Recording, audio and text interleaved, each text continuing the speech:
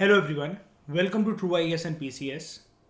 Last lecture तक हमने इस चैप्टर के कंटेक्स्ट में बात ये करी थी, हिंदी चीनी भाई भाई का नारा अब हमारे देश में कुछ ऐसे गूंज रहा था कि अब वो हिंदी चीनी भाई भाई ना होकर अब एक न्यूज़पेपर्स की हेडलाइन ने नई चीज़ यूज़ करी थी, हिंदी चीनी बाय बाय। तो ये हिंदी चीनी बाय बाय किस कंटेक्स्ट में आता है इसको समझते हैं आज के लेक्चर में। भाई भाई से बाय बाय कैसे। चाइना रूठा हुआ था हमसे दलाई लामा के इशू पर, समझ में आता है, कोई टेंशन नहीं, समझ में आता है। पंचशील एग्रीमेंट का जो हमने कंटेक्स्ट पढ़ा था, सारी चीजें पढ़ी थी, लेकिन ये किसी ने नहीं सोचा था कि चाइना इन्वेड कर देगा। और बी आर अम्बेडकर वगैरह ने चौकन्ना भी करा था नेहरू जी को कि इतने ज़्यादा गहरे ताल्लुकात मत बनाओ चाइना से, वो कभी भी किसी भी वक्त अपना रवैया बदल सकता है। आप ज़्यादा अच्छे से ट्रीट करके उनको सोच रहे हो ट्रीट करने का, लेकिन मुझे नहीं लगता कि इनसे हमारी दोस्ती टिक पाएगी, और यही हुआ। और इसके बाद ही मैंने जो लेक्चर ख़त्म करा था प्रीवियस, मैंने बताया था आपको, डिफेंस मिनिस्टर ये जो वी के मेनन थे, वी के कृष्णा मेनन, इन्होंने रिज़ाइन कर दिया था after after Indo China war. ये क्वेश्चन ना साल 2023 या 24 में होने वाले एमपी या फिर यूपी के अलग अलग एग्जाम्स में आपको देखने को मिल सकता है। इनमें से कौन से मंत्री ने रिज़ाइन कर दिया था इंडो चाइना वॉर के बाद, और ये उस टाइम का डिफेंस मिनिस्टर, ये उस टाइम के डिफेंस मिनिस्टर थे। ये ऐसे छोटे से, ये ऐसे देख लेना। हमेशा मैं बोलता हूँ एनसीईआरटी छठी से 12वीं की जो भी होती है, उनमें ये टेक्स्ट से ज़्यादा ये जो बक्से गिवन होते हैं इधर उधर, ये बहुत इंपॉर्टेंट होते हैं। तो चलो बात करते हैं चाइनीज़ इन्वेजन 1962 की। 62 ही बोलेंगे आई थिंक, 62 को है ना, तो सही बोल रहा हूँ ना मैं रंग, नहीं 62 ही बोलते हैं ना 62 को। हाँ, तो 1962। और एक बात और, इसमें मैंने बताया था ना कि इतना एरिया चाइना हमसे ले गया था जिसपे कुछ कुल मिलाकर 28 दिल्ली बन सकते थे। ये वाली बात आपको पता होगी। तो चलो हम इस चीज़ को देखते हैं। दो कुछ ऐसी मतलब घटनाक्रम घटित हुए जिसकी वजह से रिश्तों में ठंडाई तो शुरू हो गई थी, ठंडे रिश्ते हो गए थे, उसमें अब खटास पैदा होना शुरू हो गई। चाइना ने तिब्बत को एनेक्स कर लिया 1950 में, ये हमने देखा था बैकग्राउंड में, ठीक है। और दो कंट्रीज के बीच में जो एक प्रकार का बफर, बफर मतलब क्या, मतलब बाउंड्री वगैरह या काइंड ऑफ, जो जैसे मतलब मान लो फॉर एग्जांपल, बफर का सिंपल मतलब ये होता है चाइना यहाँ पर तिब्बत यहाँ पर, दोनों के बीच में बाउंड्री, इसको खत्म कर दिया, इस चीज को रिमूव कर दिया उसने, इस रेखा को मिटा दिया। और अब ये जो चाइना और तिब्बत था, ये ऐसा था, ये जो बड़ा गोला आपको दिख रहा है, यानी कि ये पूरा चाइनीज कंट्री, उसमें छोटी सी टेरिटरी तिब्बत, अब ये रूप बन गया था जोग्राफिकली एशिया में चाइना का, तिब्बत को एनेक्स करने के बाद, कंट्रोल करने के बाद। एनेक्सेशन टर्म अब तो पता होगा, कोल्ड वॉर वाली बुक मेरी जो पढ़ी होगी, मैंने उसमें हमेशा से बताया इन्वेजन एनेक्सेशन, ये होता है फोर्सफुल तरीके से, ये होता है फोर्सफुल तरीके से, और विदाउट गिविंग एनी वार्निंग। आप जब किसी कंट्री में इन्वेड कर जाते हो, इन्वेड कर जाते हो, और उसकी social, economic, political, administrative, legal, इन सारे के सारे सिस्टम को चेंज कर कर, जो आपका प्रमुख सिस्टम होता है जिसने इन्वेड करा होता है, जो इन्वेडर होता है, वो अपने अकॉर्डिंग इसको शिफ्ट कर देता है। और ये जो कंट्री होती है, ये हो जाती है लेस पावरफुल, कोई ऑब्वियसली बात है वो अपने आप को बचा नहीं पाए, और उनका इंडिजीनियस कल्चर और ट्रेडिशन ये लूज हो जाता है। और यही डर था तिब्बत को, याद है जब उन्होंने नेहरू से कान में बात करी थी, जो एक मतलब एक बताने का तरीका था, वो सिर्फ जो मैंने आपको बताया था जब वो इंडिया आए थे 1956 में। आगे बढ़ते हैं। इनिशियली भारत की सरकार ने इस चाइना के मूव को अपोज नहीं करा था, ये हमने देखा था, है ना। फिर शुरू शुरू में इंडिया ने, याद है, कुछ नहीं बोला कि हाँ रहने दो, तुम ठीक बोल रहे हो, मुझे तुमसे बहस नहीं करनी है, वो वाली चीज़ मैंने आपको जो बताई थी। तो इंडिया ने अपोज नहीं करा था इस मूव को, इंडिया ने बल्कि मान भी लिया था। ये देखो यहाँ पर हमने कहीं पढ़ा था, इसी जगह पर था,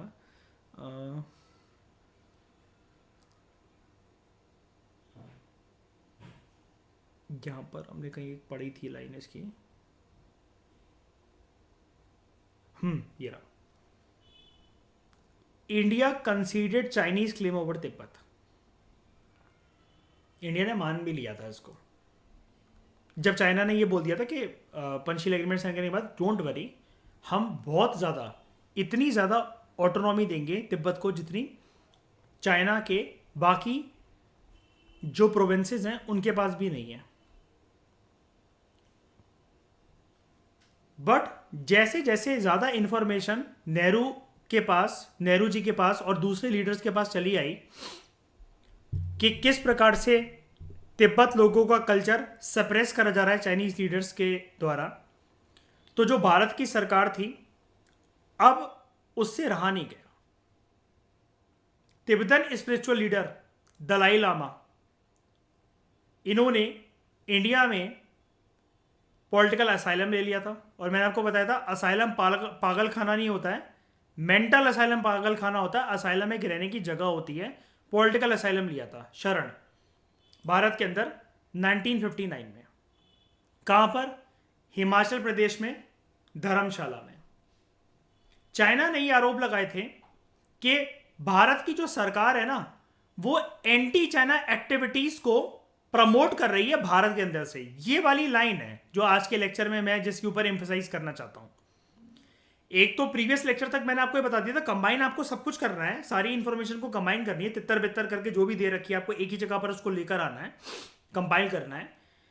बताने वाली बात ये है दोस्तों कि प्रीवियस लेक्चर तक मैंने आपको ये वाली बात बता दी थी, ये जो बक्से दिखाकर या जितनी भी इंफॉर्मेशन अभी तक जो हमने पढ़ी है, जो रिश्तों में खटास पैदा होना जो शुरू हो गई थी, उसमें हमने ये चीज पढ़ी थी कि जो पंचशील एग्रीमेंट है उसके पॉइंट नंबर 3 और पॉइंट नंबर 5 को लेकर काफी ज्यादा विरोध करा था चाइना ने कि इंटरनल अफेयर्स में एक दूसरे के हम लोग दखल अंदाजी नहीं करेंगे और सॉवरेनिटी को हार्म नहीं करेंगे। यही थे पॉइंट नंबर 3 और पॉइंट नंबर 5। लेकिन इसके अलावा चाइना ने यह भी आरोप लगाया कि दलाई लामा को पनाह देकर भारत जो है ना एंटी चाइना एक्टिविटीज प्रमोट कर रहा है। और अब देखो, अब थोड़ा सा लिंक देखो, ये वाली लाइन को क्यों इतना एम्फेसाइज कर रहा हूं। ये बिल्कुल सेम लाइन अगर मैं इसको यहां पर चाइना को काट कर अगर मैं यहां पर पाकिस्तान कर दूं तो क्या ये बिल्कुल रूप नहीं बन जाएगा 1971 के इंडो पाक वॉर का, जिसके बाद पाकिस्तान ने 3 एक्सेस अलायंस बना ली थी इंडिया, चाइना और यूएसए के साथ। और ये चीज आपको ये 1962 में हुआ, ये वाला युद्ध हमारा 1962, हाँ 1962 में हुआ, ये 1971 में हुआ। 9 साल के बाद ये जो सेम पाकिस्तान ने आरोप लगाए कि शेख मुजीबुर रहमान और बांग्लादेशी रेफ्यूजीज को जो शरण दी जा रही है भारत के अंदर, 90 लाख रेफ्यूजीज को एंट्री दी गई, तो India anti China anti Pakistan activities promote कर रहा है भारत से बैठकर। तो आपको अब थोड़ा सा दिमाग खुला आपका कि उस 3 एक्सेस अलायंस को क्यों ज्वाइन कर लेता है चाइना। उस टाइम पर चाइना का तो कोई रोल ही नहीं था। ईस्ट पाकिस्तान में शेख मुजीबुर रहमान, उनका कल्चर जा रहा है, वो बंगाली कल्चर जो ईस्ट पाकिस्तानी लोग अपनाते थे वो सप्रेस हो रहा है। हमारा मुद्दा तो रियल मुद्दा पाकिस्तान के साथ था भिड़ने का। चाइना की एंट्री कैसे? ये खुंदक निकालने के लिए, फ्रस्ट्रेशन निकालने के लिए। क्या ये हमेशा ऐसे ही करता है? इस बार मिलकर सबक सिखाते हैं इसको। ये चीज है जो, और ये चीज आप पढ़ चुके हो कंटेम्प्ररी वर्ल्ड पॉलिटिक्स वाली बुक में मेरे साथ। थोड़ा सा क्लियर हुआ? तो ये जो चीज है ना, सेम लाइन जो चाइना इस्तेमाल कर रहा है, यही पाकिस्तान इस्तेमाल करेगा 1971 में। थोड़े टाइम पहले क्या हुआ था, इस घटना से पहले जब ये सब चल रहा था, एक बाउंड्री डिस्प्यूट भी हो गया था इंडिया और चाइना के बीच में। अब ये बाउंड्री डिस्प्यूट पता है कैसे? जब आपकी किसी से कोल्ड वॉर स्टार्ट हो जाती है ना, तो आप जानबूझ के ना पंगे लेने का सोचते हो। तो चाइना ने ये उत्पन्न करा था बाउंड्री डिस्प्यूट।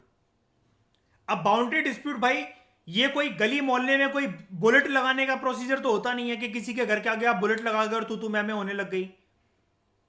ये कंट्री वाइज होता है कि आप लड़ाई में चलो नहीं भिड़ोगे, आप सुबह ऑफिस जा रहे हो तो आप अपनी बुलेट अपनी गाड़ी हटा लोगे कि आपके पास इतना बहस करने का टाइम नहीं है, चाहे भले ही गलती सामने वाले की थी। लेकिन आपको लगता है छोड़ यार, काम धंधे पे निकलते हैं, रोटी कमाते हैं, क्या बहस करनी है बेवकूफ़ों से, गवारों से। लेकिन देश में कभी भी जब बाउंड्री डिस्प्यूट होता है, एक देश इतनी आराम आराम से थोड़ी ना सप्रेस हो जाता है। उन्होंने बोला कि हमारी जो बाउंड्री है ना वो आपके इधर तक आती है, 200 मीटर आगे तक। पागल थोड़ी ना हम क्या ऐसी दे देंगे किसी को भी, कोई कुछ भी क्लेम करके ले आया। और तब हमें पता लग गया कि जैसे होता नहीं कि दो अच्छे दोस्त हैं, अब उनके बीच में अगर भेड़ा बोने लग गई तो अब छोटी छोटी बातों पे भी, मतलब जिस पे पहले हंसी मजाक में सोचता भी नहीं था इंसान दूर दूर तक, अब वो वाली बातों के ऊपर भी पंचायतें जब शुरू हो जाती हैं। तो चाइना को लगा कि ये दलाई लामा का इशू जो है, इस पे कुछ ना मुझे तड़का तो मिल नहीं रहा, मजे नहीं आ रहे। सीरियल जैसे जो जो पंचायतें होती जैसे सीरियलों में जैसे तड़के लगते हैं, एक सस्पेंस होता है, मजे नहीं आ रहे इस लड़ाई में। तो चलो एक दूसरा बीज बोते हैं लड़ाई का। तो बाउंड्री डिस्प्यूट को पैदा करा चाइना ने। और चाइना की क्या आदत है मैं आपको पहले बता चुका हूं। पुराना सा कहीं से भी एक हिस्टोरिकल मैप के नाम पर एक एविडेंस निकल कर रहता है कि देखो इतिहास ये कहता है कि जब ये चाइना आज से 9th century, 8th century, 7th century में था, तो इतना हिस्सा फलाना फलाना ये चाइना का पार्ट था, तो लाओ वापस कर दो हमें, क्योंकि हिस्ट्री का जो इतिहास है वो उसका गवाह है, इतिहास में इसका एविडेंस है।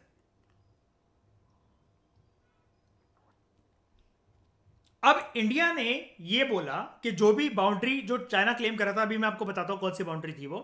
इंडिया ने ये बोला कि भाई साहब ये जो आप बाउंड्री डिस्प्यूट का जो मैटर आप उठा रहे हो हमारे सामने, इसको तो कॉलोनियल रूलर्स के टाइम पर, जब अंग्रेज थे हमारी कंट्री में भी, आपकी कंट्री के टाइम पर भी, तो ब्रिटिश ईस्ट इंडिया कंपनी वाले सेटल कर तो गए हैं, सेटल कर तो गए हैं। तो चाइना ने बोला नहीं नहीं, जो उनके बोलने से क्या होता है, अब तो हम आजाद है ना, अब हमें फ्रेश टेबल पर बैठ के बात करनी चाहिए और उनके कोई भी डिसीजन हम पे अप्लाई नहीं होंगे। अब हमने कहा वाह जी वाह, बहुत बढ़िया। अब ऐसे तो हमने उसको बोला, चाइनीज लीडर्स को, जाओ इनलाई था उस टाइम पर, हमने पढ़ा भी था प्रीवियस लेक्चर में, हमने जाओ इनलाई को बोला वारे वाह मोमोज की दुकान साले। ऐसे तो फिर हम भी बोलते हैं कि अंग्रेज करवा कर गए थे बंटवारा इंडिया और पाकिस्तान का, हम भी फिर अखंड भारत का सपना पूरा कर लें। ये कौन सी बात हुई कि उसके डिसीजन अप्लाई नहीं होंगे। फिर इतना कुछ अंग्रेज तुम्हारे जो देश में कल्चर परंपरा ये सब ट्रेडिशन चेंज करके गए हैं, वो कुछ नहीं। तो चाइना ने कहा नहीं नहीं हमें कुछ नहीं सुनना, हम मतलब हम बिजी हैं मोमोज चाउमीन और ये हक्का नूडल्स खाने में, तुम बताओ जल्दी इसका करना क्या है, हम बाउंड्री डिस्प्यूट से बौखला रहे हैं, जल्दी बताओ वरना हम अजीना मोटो बन जाएंगे। मेन जो डिस्प्यूट था, मेन डिस्प्यूट किसको लेकर था? Western and eastern end of the long border. कहां का वेस्टर्न एंड ईस्टर्न एंड? कहां का? जम्मू का, कश्मीर का, कन्याकुमारी का, कहां का? चाइना ने कौन से दो एरियाज क्लेम करे with in the Indian territory? इसको देखते हैं, ध्यान से सुनना। ये 1 मार्कर क्वेश्चन आ सकता है एमपीपीएससी, यूपीपीएससी वगैरह जैसे एग्जाम्स में। एक अक्साई चीन का एरिया, जो लद्दाख रीजन है ना जम्मू एंड कश्मीर में, आज के टाइम में लद्दाख क्या है जल्दी बताओ, जल्दी। ड्यूटी है। तो उसमें जो लद्दाख में अक्साई चीन का एरिया है ना, उसको क्लेम करा। और दूसरा, मैं ग्रीन कलर से इसको मार्क कर रहा हूं, अरुणाचल प्रदेश का एक एरिया, जो कि अरुणाचल प्रदेश का काफी बड़ा एरिया था, मतलब majority of the Arunachal Pradesh मतलब उसी के अंडर आता था, नेफा, नॉर्थ ईस्ट फ्रंटियर एजेंसी। अब ये 4 लेटर्स के जो एब्रीविएशन होते हैं ना, हमारे सामने बेचारे कभी, मतलब हम इनको कभी संभाल कर रख ही नहीं पाए, हमारे हाथ से निकल गए। नॉर्थ वेस्ट में NWFP था, खान अब्दुल गफार खान ने कितनी बचाने की कोशिश करी थी, वो भी चला गया था। नेफा था, ये भी चला जाएगा। लद्दाख वाला हमने फिर भी बचा लिया था अक्साई चीन का एरिया, और ये नेफा वगैरह काफी ज्यादा एरिया इसके पास चला जाएगा। एब्रीविएशन वाली चीज हमारे पास टिक नहीं पाती है ज्यादा अच्छे से। और ये मतलब मैं इसलिए आपको बता रहा हूं ताकि ये आपको याद आ जाए। ये नॉर्थ वेस्ट फ्रंटियर प्रोविंस और ये नेफा, ये अलग है। ये वेस्ट, ये नॉर्थ वेस्ट का हिस्सा है, नॉर्थ वेस्ट, और ये नॉर्थ ईस्ट का। ओके, अब इसको देखते हैं जरा। ये 2 एरिया चाइना ने क्लेम करे, कौन सा चला गया कौन सा नहीं गया, कौन सा जाने के बाद भी हमने रिकवर कर लिया, इसको भी हम सीखेंगे। Just wait. तो दूसरा मैंने ये रहा नेफा, ठीक है। अब इशू समझते हैं, वापस आते हैं। 2 सालों के बीच में 1957 से 59 के बीच में हुआ क्या? चाइना ने अक्साई चीन एरिया को ऑक्यूपाई कर लिया। ऑक्यूपाई करना कैसे?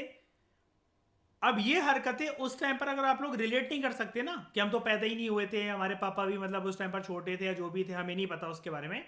ये सेम हरकत ना 2020 में जब कोविड चला था और जब चाइना ऐसी हरकतें कर रहा था, बिल्कुल आप रिलेट कर लो आप इस टॉपिक को, अब जो भी मैं बोलने चाह रहा हूं।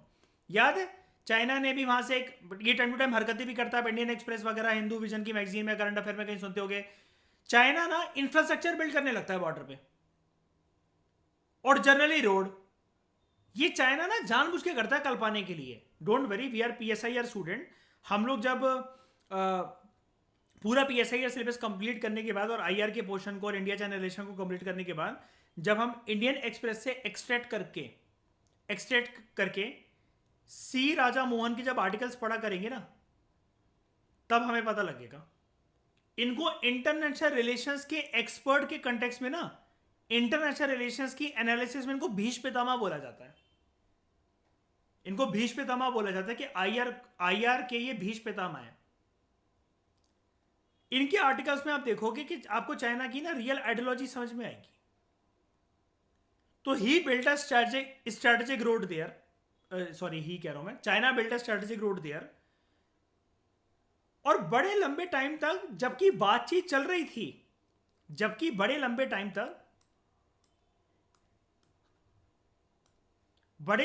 तक बातचीत चल रही थी, डिस्कशन चल रहा था टॉप लीडर्स के बीच में, लेकिन जब ये चाइना को लगा कि डिफरेंसेस रिजॉल्व भी हो सकते हैं, उसने सड़क बना ली। अब छोटी मोटी तू मैं और छोटे मोटे बॉर्डर स्क्रिमिशेस पता क्या होते हैं? याद है भी कोविड को, यही जो 2020 की मैं बात कर रहा हूं, कोविड के टाइम पर दोनों एक दूसरे को, जो सेना थे वो पत्थर उठाकर मार रहे थे, सर भी फट गया था हमारे को सोल्जर्स और उनका। डोकलाम विवाद की बात कर लो, या फिर आप 2017 में चिकन स्नैक कॉरिडोर की बात कर लो सिक्किम में। ये दोनों आर्मीज के बीच में, मतलब ये छोटा मोटा ये जो बॉर्डर स्क्रिमिशेस थी, ये होती रही उस टाइम पर। लेकिन कभी किसी ने ये नहीं सोचा था कि बॉर्डर स्क्रिमिशेस हो रही हैं तो इससे क्या लेने देना, ये वो क्या करना, ठीक है। अब क्या हो गया?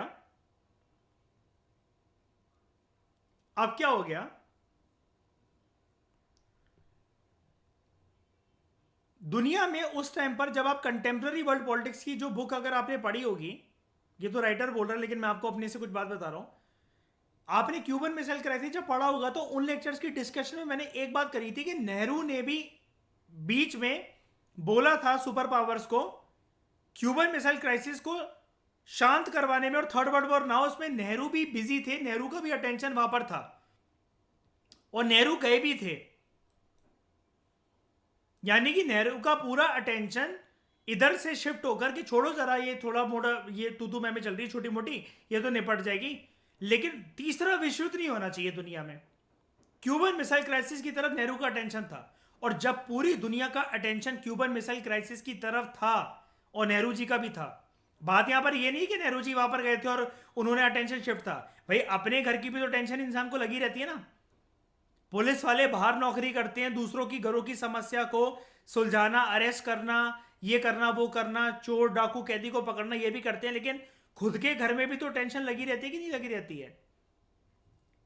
बच्चा पढ़ रहा है नहीं पढ़ रहा, बीवी किसी और से ना पट जाए, है ना, 100 झंझटें होती हैं। तो यहां पर ऐसा नहीं था कि नेहरू जी ने बिल्कुल ही रुख मोड़ लिया था भारत से, लेकिन अब चाइना की साइकोलॉजी को समझते हैं एक बारी, जो एनसीईआरटी के बियॉन्ड हमें समझनी पड़ेगी, वो ये साइकोलॉजी है। चाइना को ये लगा एपेक्स पॉइंट पे इस टाइम पे यूएसए और यूएसएसआर, यूएसए की तरफ से जॉन एफ कैनेडी और यूएसएसआर की तरफ से निकिता क्रुश्चेव, ये उलझे पड़े हैं चाइना में और चाइनीज लीडर के खिलाफ या उसके लिए सपोर्ट में, जो कि था फिदेल कैस्ट्रो।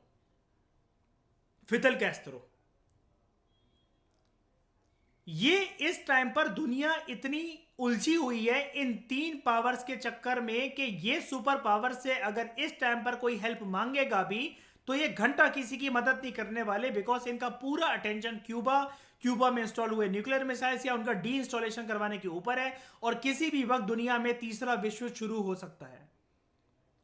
आई रिपीट, दुनिया की नजरें और सुपर पावर्स का बिजी होना तीसरे विश्व युद्ध को या तो करने के लिए या अवॉइड करने के लिए, और जॉन एफ कैनेडी की time to time Nikita Khrushchev से बात होना, और फिदेल कैस्ट्रो का मुद्दा होना, क्यूबा का मुद्दा होना, और यूएसए का डर होना कि न्यूक्लियर मिसाइल इंस्टॉल होने की वजह से हमारी सॉवरेनिटी पे खतरा है, वो सारी बातें जो हमने उधर करी थी कोल्ड वॉर में, इसका चाइना ने फायदा उठाया कि इस टाइम पर अगर मदद मांगी भी गई तब भी कोई मदद करने को नहीं आएगा। और चाइना एक चीज अच्छे से जानता था कि जब भी अगर हम भारत पर आक्रमण करेंगे तो यूएसएसआर सी मदद करेगा, लेकिन यूएसएसआर उलझा पड़ा है, और अमेरिका तो दोगला है। चाइना यह भी जानता था कि वो कभी किसी का सगा हो नहीं सकता, और इसके अलावा बाकी जितनी नेबरिंग कंट्रीज हैं वो गुलाम है सुपर पावर्स की। उन्होंने या तो नेटो, सीएटो, सेंटो या वॉर्सो पैक्ट को ज्वाइन कर लिया है। पड़ोसी राज्य के साथ उस टाइम पर ऐसा नहीं था कि हमारे मुद्दे नहीं चलते थे, कि सिर्फ 1947-48 की वॉर अगर हो गई तो पाकिस्तान ने उसके अलावा कोई हरकतें नहीं करी। तो अगेन चाइना को यह लगा कि जिन सर्कमस्टांसेस के अंदर इंडिया पैदा हुआ था, इतनी सारी दुविधाएं और घटनाएं जो चल रही थी इंडिया के पैदा होने के टाइम पर 1947 में 15 अगस्त को, वो और भी ज्यादा हावी हैं इंडिया के ऊपर। और सबसे अच्छी बात है कि इंडिया को इस टाइम पर कोई घंटा सपोर्ट नहीं मिलने वाला, और बाद में जो होगा वो बाद में ही देखा जाएगा। तो इस चीज का फायदा उठाते हुए, और इससे पहले एक बात और बताता हूं, इस पैराग्राफ और इस पैराग्राफ में एक चीज मिसिंग है, वो ये ऑब्वियसली बात है, ये एनसीईआरटी और ये चैप्टर किसी और कंटेक्स्ट में बात कर रहे हैं, वो ये चीज मिसिंग है कि कुछ साल पहले जब इंडिया को इन्हीं बीचों बीच में जब सीट ऑफर करी गई यूनाइटेड नेशंस की परमानेंट मेंबरशिप की, तो इंडिया ने वो सीट खुद ना लेकर चाइना को दे दी थी। आज P5 कंट्रीज में इंडिया होता ना कि चाइना होता। इन सभी बातों का उधार भूलते हुए और हरामखोरी करते हुए चाइना ने एक मैसिव इन्वेजन लॉन्च करा अक्टूबर 1962 में, और चाइना को यह लगा कि इंडिया को दोनों साइड से घेर लो। ये एक ऐसी चीज है, ये एक ऐसी चीज है जस्ट लाइक रोहित मेहरा जादू, उसमें एक बास्केटबॉल का सीन आपने देखा होगा, जब उससे मजे लेते हैं, उसकी दोस्ती हो जाती है उनसे, कोई मिल गया, मूवी की बात कर रहा हूं मैं, ऋतिक रोशन, उसको जानबूझ के ह्यूमिलेट करने के लिए कोई बास्केटबॉल कभी इधर से मार रहा है, उधर से मार रहा है, उसके मुंह में बहुत बास्केटबॉल मारते हैं। अब पर्सन देखे तो किधर देखे। सिमिलरली अगर कोई पर्सन बीच में खड़ा हुआ है और बॉल पासम पास चल रही है, कोई इधर खड़े हुए हैं लोग, कोई इधर खड़े हुए हैं, कोई इधर, कोई इधर और कोई इधर, ये सारे घेरा बनाकर खड़े हुए हैं, और पर्सन जो है ये बीच में खड़ा हुआ है। अब अगर इसको अटैक यहां से भी लग रहा है, यहां से भी हो रहा है, यहां से भी हो रहा है, कितनी जगह संभाल लेगा ये पर्सन कितनी जगह संभाल लेगा? तो हुआ क्या, चाइना की नजरें दोनों साइड पर थी, अक्साई चीन पर भी और नेफा पर भी, यानी कि लद्दाख रीजन, जम्मू एंड कश्मीर और अरुणाचल प्रदेश, दोनों में चाइना की नजरें थी। और दोनों ही जगह पर 50-50% आर्मी को डिवाइड करते हुए ऐसा इमेजिन कर लो कि ऐसा आधी आर्मी इधर आधी आर्मी उधर भेज के दोनों एरियाज पे अटैक करवा दिया। अब उस टाइम पर हमारी आर्मी इतनी केपेबली ट्रेंड नहीं थी कि हम करें तो क्या करें। हमारे पास वॉर प्लान इतना अच्छा नहीं हो पाया, क्योंकि देखो क्या होता है, जब अगर मैं दरवाजे के पीछे खड़ा हुआ हूं किसी को डराने के लिए तो मैं प्रिपेयर्ड हूं, लेकिन जो सामने से आ रहा है वो प्रिपेयर्ड नहीं है। चलो वो मुझसे डर के चला गया एक बार को, लेकिन फिर एक और दरवाजा है, वहां पर भी वो उसने कभी नहीं सोचा था कि अब मैंने तो उसको डरा दिया, एक और जन खड़ा हुआ उसको डराने के लिए। तो यहां पर हुआ क्या, 2 शॉट से अटैक हुआ इंडिया के ऊपर, 2 तलवारों से एक साथ। एक तलवार को तो पर्सन पकड़ भी ले, आगे से भी कोई वार करे, पीछे से भी कोई वार करे, तो एक जगह से तो ठुकना ही है फिर पर्सन को। पेट में खंजर भोंकने से बचा लोगे तो पीठ पे खंजर कोई भोंक देगा, और पीछे मुड़ोगे तो अगेन फिर भी पीठ ही चलेगी, लेकिन खंजर तो भोंकेगा, चाहे पेट में चाहे पीठ में। यही चीज इंडिया के साथ हुई। फर्स्ट अटैक लगभग एक हफ्ते तक लास्ट करता है, जब इंडियन फोर्सेस तैनात रही बॉर्डर पे और अटैक को रोकने की अरुणाचल प्रदेश में कोशिश करती हैं। लेकिन चाइनीज फोर्सेस ने जो बहुत इंपॉर्टेंट एरियाज थे हमारे देश के, अरुणाचल प्रदेश में नेफा रीजन में, उनको कब्जा कर लिया उन एरियाज के ऊपर। और वो इतने बड़े एरियाज थे, जैसा कि मैंने आपको बताया था, जिन पर 28 दिल्ली बन सकते हैं, 28 दिल्ली आज के टाइम में। इतना बड़ा एरिया हमारा चाइना के पास है। और वही देखो, जैसे मैंने बोला ना, NWFP, north west frontier province, Pakistan occupied Kashmir, north east frontier agency, China के द्वारा ऑक्यूपाइड वाला एरिया।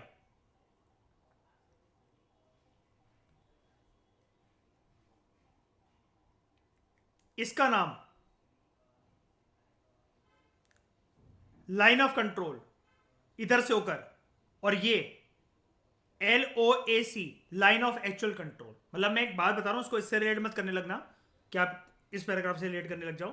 एक बात बता रहा हूं कि कंफ्यूजन मिटाने के लिए, कि NWFP में ये कीवर्ड याद रखना कि पाकिस्तान और LOC और POK का नाम आना चाहिए।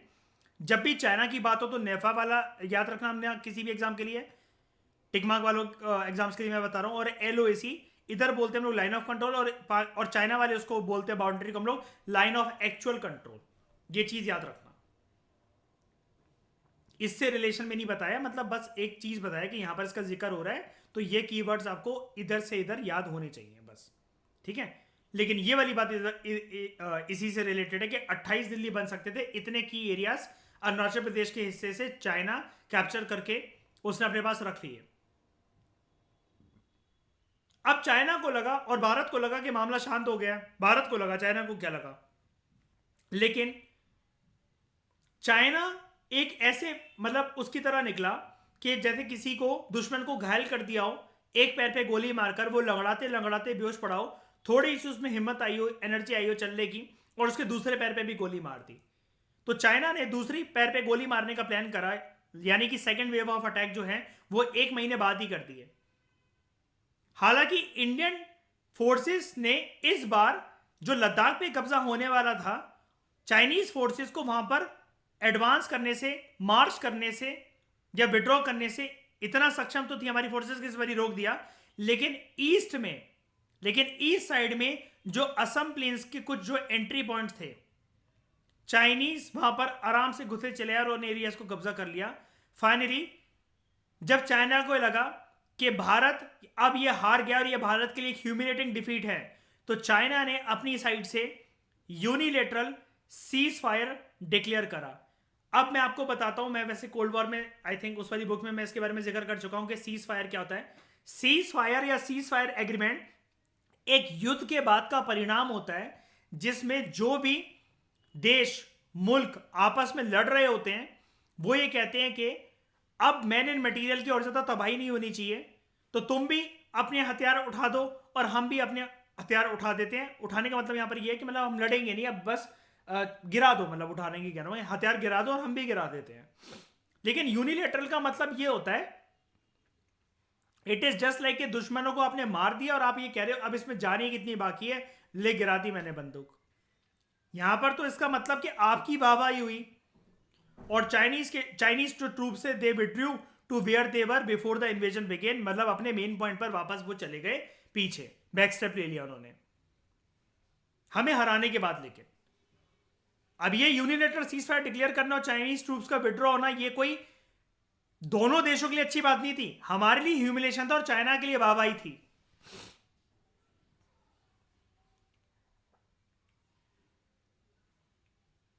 और फिर ये नौटंकी कि नेहरू जी पब्लिक में रोए जब लता मंगेशकर ने गाना गाया, ए मेरे वतन के लोगों।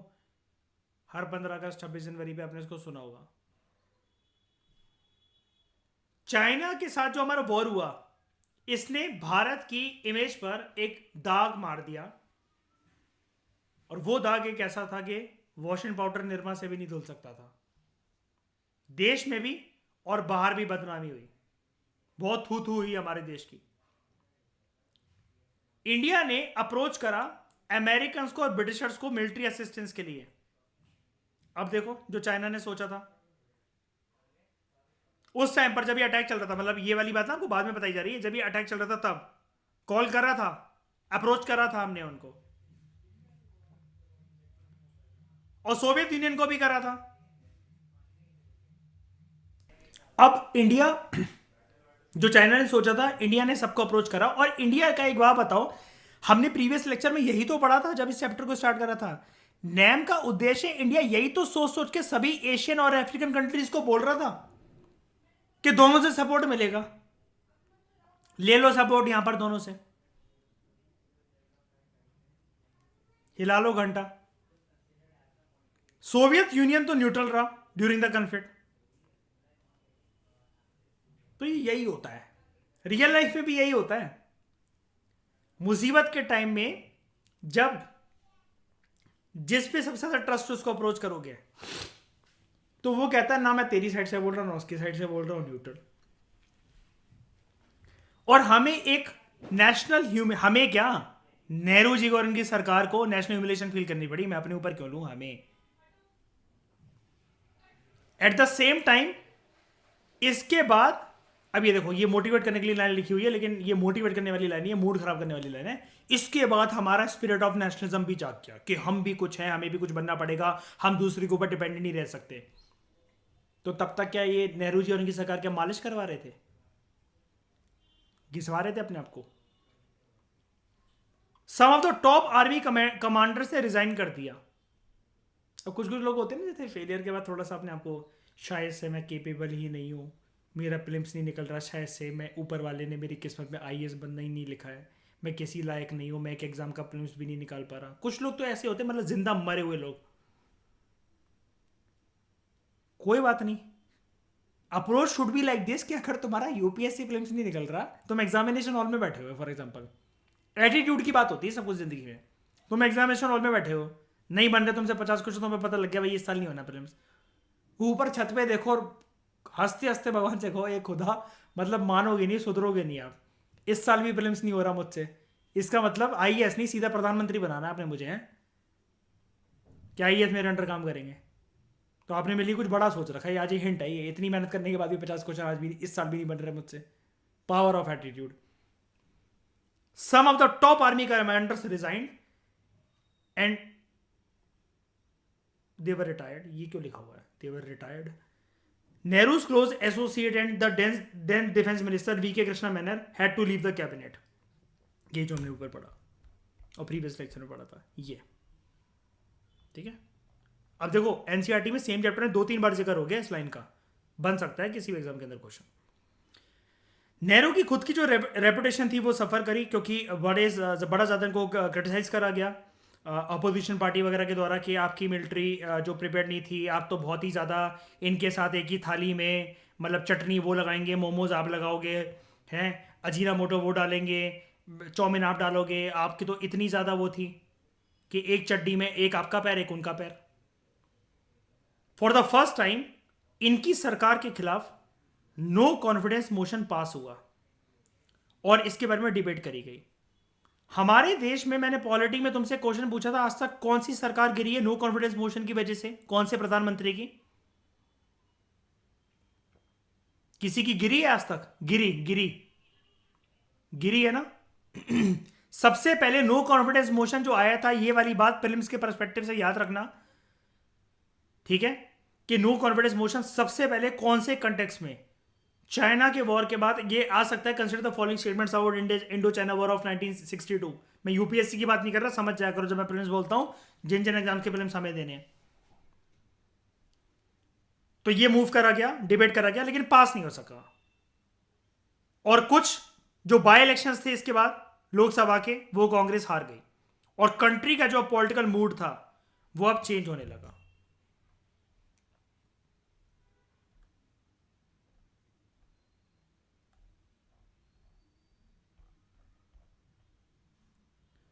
इंडिया चाइना को ना सीनो इंडिया भी बोलते हैं, जैसे इंडो पाक हम लोग बोलते हैं, है ना, तो इसको सीनो इंडिया भी बोलते हैं। जो सीनो इंडियन कन्फ्लिक्ट थे, it affected the opposition as well. Opposition भी इससे अफेक्ट हुए। कैसे?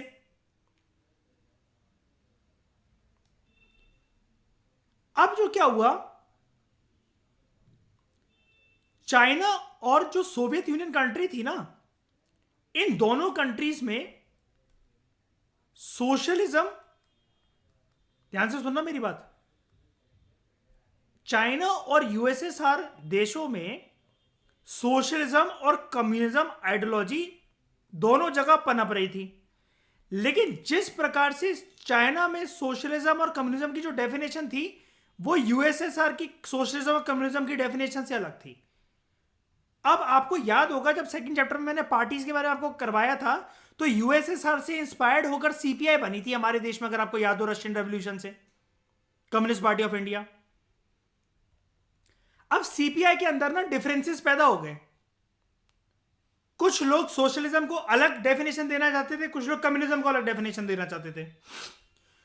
जो यूएसएसआर की आइडियोलॉजी में विश्वास करता था ना, वो ओरिजिनल सीपीआई पार्टी में रहा, और कुछ कुछ कांग्रेस से रिश्ते बनाने में भी रहा। और जो दूसरा जो फैक्शन था, जो कि जिसको चाइना की डेफिनेशन ज्यादा अच्छी लग रही थी, वो कांग्रेस से दूर था। बाद में ये तो हो गया कि कांग्रेस के पास कौन, मतलब इसका मतलब ये है यूएसएसआर का ग्रुप, यूएसएसआर की आइडियोलॉजी को मानने वाला सीपीआई का ग्रुप कांग्रेस को सपोर्ट करता था। चाइना की आइडियोलॉजी को मानने वाला सीपीआई का group with in the party, वो कांग्रेस से दूर रहता था। अब जो कांग्रेस से दूर रहते थे, तो सीपीआई में एक बात चली कि हम लोग जब सपोर्ट करते तो आप लोग कांग्रेस को सपोर्ट क्यों नहीं करते हो? तो उन्होंने बोला, भाई साहब आपके हिसाब से डेफिनेशन अलग होगी सोवियत यूनियन और ये सोशलिज्म और कम्युनिज्म की, हमारे हिसाब से ये नहीं है। हम इस पार्टी को जो ह्यूमिलेशन होकर करवा कर आई है उसको सपोर्ट नहीं करेंगे। और ये जो है ना, चाइना के फिर कुछ कुछ जो सपोर्टर्स थे सीपीआई के अंदर, वो चाइना की आइडियोलॉजी से वाकिफ रखते थे कि चाइना के अंदर जिस प्रकार का सोशल में कम्युनिज्म प्रैक्टिस होता है वो ज्यादा better as compare to USSR के सोशल में कम्युनिज्म से। तो इसके चलते चलते हुआ क्या, कौन कांग्रेस को सपोर्ट कर रहा है कौन नहीं कर रहा है, इसको तो साइड हटाओ, ये आपको याद रखना है। वैसे मतलब मैं एक बात बता रहा हूं कि इसको तो साइड हटाओ। अब विद इन द पार्टी के अगर एक दल, पार्टी के अंदर ही दल है, डिवाइडेड है, अगर वो सपोर्ट कर रहे हैं कांग्रेस को, एक दूसरा सपोर्ट नहीं करता है कांग्रेस को, तो ऑब्वियस ही बात है विद इन द पार्टी बंटवारा हुआ, स्प्लिट आ जाता है 1964 के अंदर। और जो लीडर थे जो कांग्रेस को सपोर्ट नहीं करते थे और जो चाइना की आइडियोलॉजी से ज्यादा वाकिफ रखते थे, उन्होंने पार्टी बना ली सीपीआई से अलग होकर, CPI M, communist party of India, Marxist. ये और बियॉन्ड चले गए, that we do not believe in the ideology of socialism और communism but rather Marxism, Karl Marx से इंस्पायर्ड होकर। बड़े सारे जो लीडर्स थे सीपीआई-एम के, ये इनके ऊपर दावा ये करा गया, आरोप ये लगाया गया कि ये प्रो चाइना थे जब वॉर चल रहा था। और जब आप कभी भी वॉर चलता है तो आपको पता है कि आपके ऊपर देशद्रोह का मुकदमा हो सकता है अगर आप दूसरी पार्टी, दूसरी कंट्री का झंडा लेकर या फिर उनके सपोर्ट में अगर कुछ बोल रहे हो तो। अभी उनके सपोर्ट में बोलते थे तो सीपीआई-एम के मार्क्सिस्ट के बड़े सारे लीडर्स को अरेस्ट कर लिया गया था। और ये चीज आप ना इमरजेंसी के टाइम पे भी देखोगे। एक और बनेगा जिसको तो टेररिस्ट ग्रुप दे दिया जाएगा, उसको बैन ही कर दिया जाएगा इंडिया से। सीपीआई-एम में भी कल को वो हुआ बंटवारा, और मार्क्सिस्ट से भी ग्रुप निकला, एमएल, मार्क्सिस्ट लेनिनिस्ट। लेनिन जो कि रशिया का लीडर था, जिसका पूरा नाम था व्लादिमीर इलिच उल्यानोव लेनिन। ये जो वॉर था चाइना के साथ, इसने इंडियन लीडरशिप को अलर्ट करा कि वॉलेटाइल सिचुएशन जो नॉर्थ ईस्ट में पनप सकती है, हमारा कभी ध्यान नहीं गया, हमें वहां पर आर्मी तैनात करने की जरूरत है। तो याद है अब ये वाली लाइन यहां पर क्यों आई है कि आर्मी तैनात करने की जरूरत है, जो मैं आपसे बोल रहा हूं। जब ये टॉपिक शुरू हुआ था इंडिया चाइना, सीनो इंडिया, तो मैंने आपको एक बात बताई थी कि परमानेंट आर्मी ना होकर बॉर्डर सिक्योरिटी फोर्सेस टाइप जो पैरामिलिट्री फोर्सेस थी वो तैनात करी जाती थी, अगर आपको याद हो इस लेक्चर में। तो apart from being isolated and extremely under developed, ये रीजन तो हमेशा अंडर डेवलप्ड ही था और बहुत आइसोलेटेड माना जाता था। इंडियंस की ये तो दिक्कत है कि वो हमारा पार्ट है लेकिन हम उनको भी चिंकी चिंकी बोलते हैं। और अभी आयुष्मान खुराना की इसी मुद्दे पर एक मूवी भी आई थी, मुझे नाम नहीं पता उसका, लेकिन उसके अंदर ट्रेलर में ये बोला गया था कि उनसे बगावत करवाने को नॉर्थ ईस्ट को, जो सेसेशन मूवमेंट है, इसलिए बाहर की कंट्रीज चाइना जैसी सपोर्ट करके एग्री इसलिए करवा लेती है। एक तो अंडर डेवलप्ड, जो रीजन अंडर डेवलप होते हैं इसका मतलब वहां गरीबी होती है, और गरीब जनसंख्या को जब सारे रास्ते बंद हो गए होते तो वो हथियार उठाने के लिए बहुत आसानी से मान जाती है। यही हुआ नक्सलवारी विलेज के अंदर, यही हुआ सीपीआई एमएल की पार्टी के पीछे उद्देश्य जो था, और यही चीज होती है नॉर्थ ईस्ट में जो सेसेसिस्ट मूवमेंट हुए, जिनको आगे जाके हम पढ़ेंगे। Separate Nagaland country as a country बनाना ग्रेटर नागालैंड के नाम से, या फिर ईजो एजी फिजो की जो मूवमेंट थी, एजी फिजो। और ये आपको अगर लग रहा है ना कि इसमें क्या बात है, ऐसे तो बड़ी सारी बगावतें चलती रहती हैं।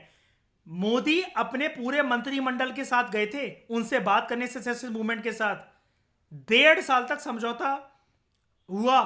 अब एक बार बताओ, आर्मी भी तो भेजी जा सकती थी उनको शांत करवाने के लिए। इतना आसान नहीं होता है, इतना आसान नहीं होता है।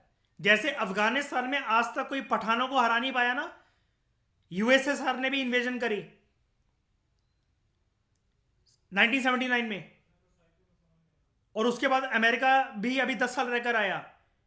लेकिन वर्ल्ड में एक उनकी आइडेंटिटी है कि अफगानिस्तान में भले ही वो अब टेररिस्ट के नाम से वो जाने जा रहे हैं, लेकिन पठानों को हराना ना आज तक इतना आसान नहीं हुआ है। क्यों? मुट्ठी भर मुसलमानों ने ना दुनिया पे कब्जा कर लिया था, मुट्ठी भर मुसलमानों ने। वो इसलिए क्योंकि यहां पर ना एक इनकी आइडियोलॉजी ना एक गुरु के पीछे पीछे दौड़ती है। और जब कोई गुरु किसी को एक चीज के लिए गाइड करता है ना, तो एक जो मोटिवेशन की खून की धारा बहती है वो अलग ही बहती है। और यही चीज अगर आप 11वीं शताब्दी 15वीं शताब्दी के अंदर ये देखो, तो कैस्पियन सी टू तुर्कमेनिस्तान, यहां से वहां पूरा का पूरा हिंदुस्तान के पूरा नॉर्थ वेस्ट तक आपको मुसलमानों का शासन बहुत ज्यादा देखने को मिलेगा। आज के टाइम में ये जिंदा मरे हुए लोग क्यों हैं सारे मुसलमान वर्ल्ड के? बिकॉज कोई गुरु नहीं है गाइड करने वाला। वो आग तो है लेकिन वो सप्रेस है अभी। एंड दिस मैसेज मैं ये जो डिलीवर करा है मैंने, I have learn this from Awadh Ojha sir. और बात में दम है अगर आप हिस्ट्री को ध्यान से पढ़ो तो, क्योंकि हिस्टोरियंस भी हिस्ट्री को डिवाइड करते हैं। इवन हमारी हिस्ट्री को हम लोग बोलते हैं एंशिएंट मेडिवल मॉडर्न। जब मैं तुम्हें आवर पास की बुक पढ़ाऊंगा तो उसमें तुम देखोगे it is not only about ancient medieval and modern, Hindu history, Muslim history and British history. ये नाम क्यों? और एकदम से मुसलमानों की इतनी वेव क्यों? ड्यू टू गुरु।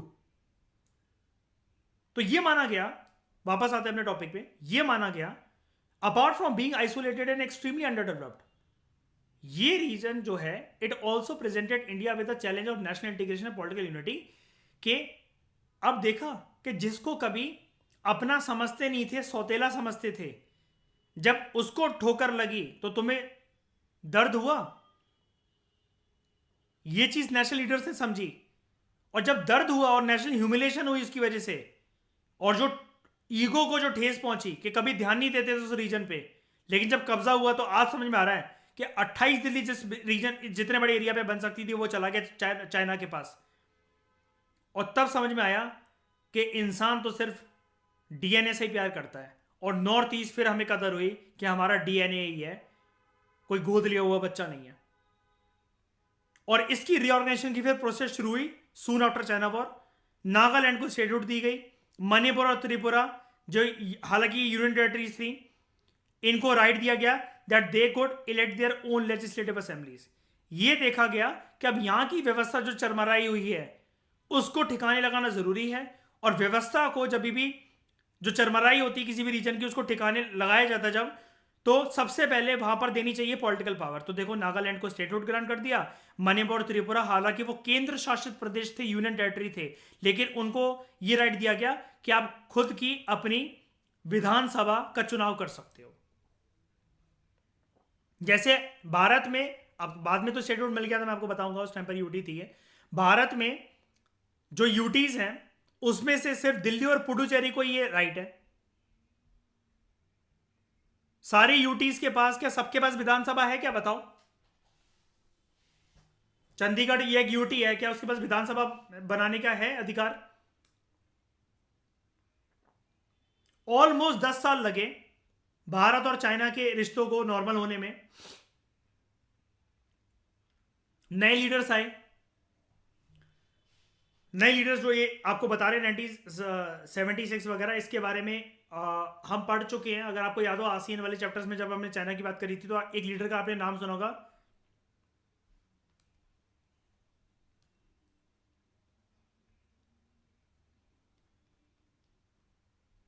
ये याद है? Deng Xiaoping. Open door policy announce करी थी चाइना की इसने। तो इट वॉज इन 1976 के फुल डिप्लोमेटिक रिश्ते जो हुए वो रिस्टोर हुए। Atal Bihari Vajpayee was a first top level leader, उस टाइम पर एक्सटर्नल अफेयर्स मिनिस्टर थे। ये चाइना गए 1979 में। लेटर राजीव गांधी पहले ऐसे प्रधानमंत्री बने नेहरू के बाद, जिन्होंने चाइना की विजिट लगाई। चाइनीज के लीडर्स मतलब फिर उस टाइम पर अब बुलाने लग गए थे फिर हमें, क्यों जी गुस्सा हो गया? अच्छे मोमोज बने एक तो खाते जाओ, चटनी भी तुम्हारे वाले फ्लेवर की है, कहो तो और तीखी करते हैं। इतना भी क्या नाराज हो ना, मोमोज नहीं खाने तो चाउमीन बनवाते हैं, साथ में आके खा तो जाओ जरा। तो ये चीज़ें हम ऑलरेडी प्रीवियस बुक में पढ़ चुके हैं और रिश्ते नॉर्मलाइज हुए। और जब ये राजीव गांधी गए थे, मैं इनकी एक फ़ोटो आपको दिखाऊंगा, ये सोनिया गांधी को साथ लेकर गए थे, और इनकी फ़ोटो है ग्रेट वॉल ऑफ चाइना पे। ठीक है। और यही जो हमने चाइना से युद्ध कैसे करा, वो कैसे करा, इसके ऊपर एक मूवी बनी हुई है, हकीकत, रियलिटी। और तो कुछ नहीं है। हाँ, अगला मुद्दा हमारा पाकिस्तान का है, और आई थिंक कुछ बॉक्स बॉक्स तो नहीं छूट गया।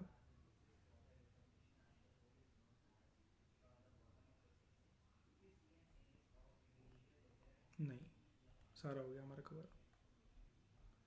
किसी का कोई डाउट है तो पूछो। सारा मुद्दा समझ में आया? अब आज के बाद कभी चाइना के बारे में या उसका बैकग्राउंड या कुछ भी लिखना हो तो वो लिख लोगे। इसलिए कहता हूँ मैं, इससे करंट अफेयर से कुछ नहीं होता। करंट अफेयर तो यार एक जिस्ट की तरह देख लो कि अभी क्या चल रहा है, पुराना पता होना चाहिए ना कि शुरुआत कहाँ से हुई। तो ये समझ में आया क्या सबको? पक्का? इस डिस्कशन में फिलहाल इतना ही। Thank you very much for discussion.